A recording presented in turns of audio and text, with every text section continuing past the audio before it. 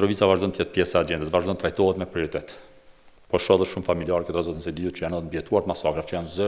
i fuqishëm, siç e thash, i viktimave që në këtë rast me shumë kujdes po përdor fjalë që nuk kanë zë.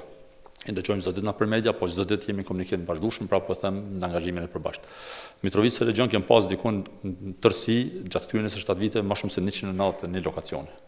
Po përkundër punës që është bërë gjatë këtyre 27 vite, përkundër punës gjatë viteve kaluar, përkundër angazhimit vazhdueshëm që po bëjmë këtë vit, siç e thashë në dokumentar, me shumë kujdes po përdor fjalën ka ende punë për të bërë.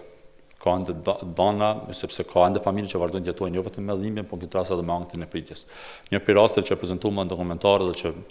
vazhdimisht jemi në angazhim të 27 vite, me plot drejt të 27 vite të përfshirë dhe ekipet njëkohëligjore të Mikut, të Oleksit, të ekipet vendore, betë lokacioni i rastit të rrëmbimit të zhdukjes në grupit intelektual ose grupit të doktor Adem Ademit, 23 intelektual, 23 bashkëtar tanë, familjar tanë, është zona Lutfie, motra doktor Ademit e pranishme. Përkundër danave që posedojnë, përkundër danave që vazhdimsi Bacabena Mindjeri ka prezantuar në media, në cilat përfshin drejt për drejt ushtrimin jugosllav në rrëmbim të zhdukje të këtij grupi, ende nuk ka asnjë gjurmë kuptimin e gjetjes lokacionit, apo edhe për të mësuar fatin dhe me ndodhen 23 intelektualë, përkundër çka pas të mbjetuar, më kanë qenë 3 dëshmitarë në ditë të parë pas lutjes që janë lajmëruar në polici dhe në vazhdimsi kanë qenë në komunikim. Ne edhe këtë ditë, edhe këtë javë, ekipet njëkohëligjore, institut mjekësor, komisioni qytetar të policisë